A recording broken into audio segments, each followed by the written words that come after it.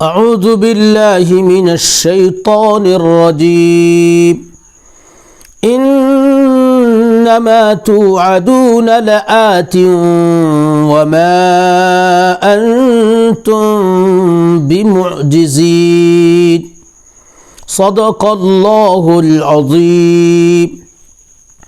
جس چیز کا تم سے وعدہ کیا جاتا ہے وہ ضرور آنے والی ہے اور تم عاجز نہیں کر سکتے۔ یہ سورہ انعام کی 134 نمبر کی آیت ہے۔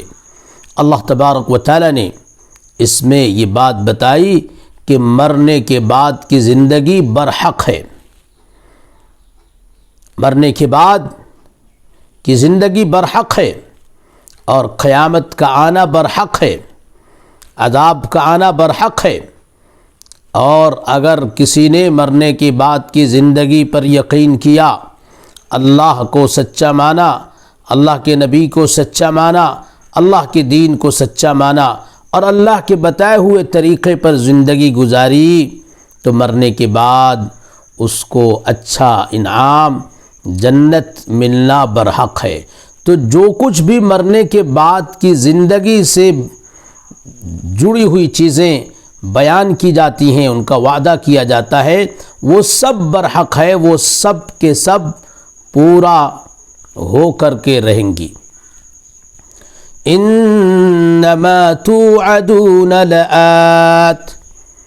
مکے کے وہ لوگ جو یہ کہتے تھے کہ مرنے کے بعد دوبارہ زندگی کیسے ہو سکتی ہے، جب انسان مرتا ہے تو اس کی ہڈیاں بوسیدہ ہو جاتی ہیں، اس کا جسم سڑ جاتا ہے اور پھر وہ ختم ہو جاتا ہے، تو ختم ہو جانے کے بعد پھر سے وجود کیسے ہوگا، پھر سے ایگزسٹنس کس طریقے سے، کیسے parts of the body recollect کیے جائیں گے؟ That's not rational, that's not logical. وہ یہ کہتے تھے۔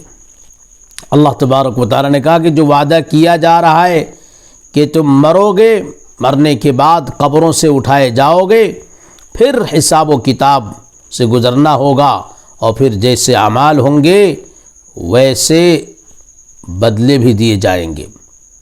یہ سب کچھ ہونا ہے۔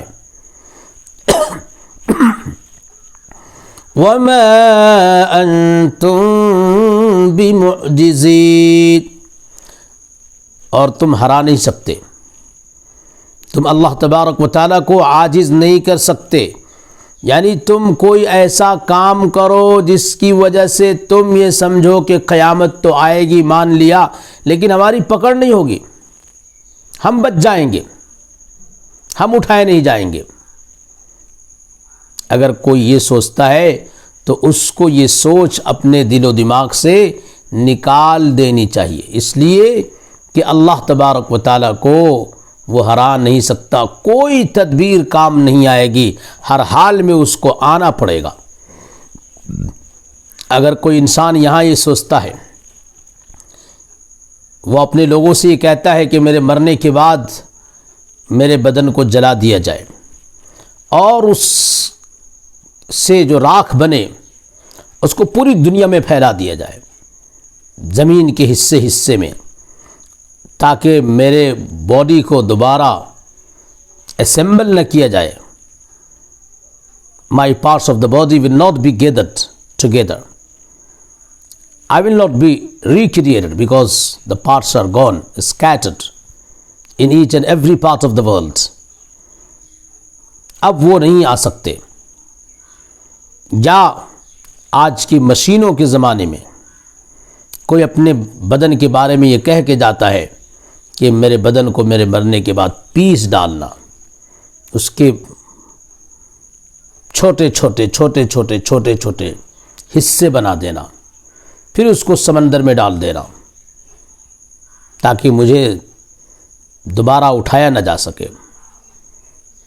تب بھی اللہ تبارک و تعالیٰ کے حکم سے پوری دنیا کے جس حصے میں جہاں کہیں بھی اس کے بدن کے حصے پڑے ہوں گے، وہ سارے کے سارے خود بخود اللہ کے حکم سے ایک دوسرے سے آ کر کے مل جائیں گے۔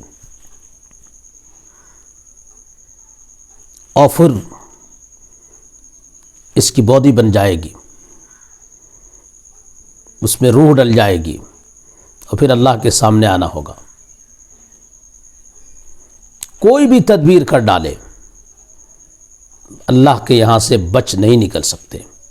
دنیا میں ایسا ہو سکتا ہے کہ کوئی مجرم کسی حاکم سے اپنی تدبیر، اپنی چالاکی کی وجہ سے، کلیورنس کی وجہ سے، بائی اینی ٹیکنیک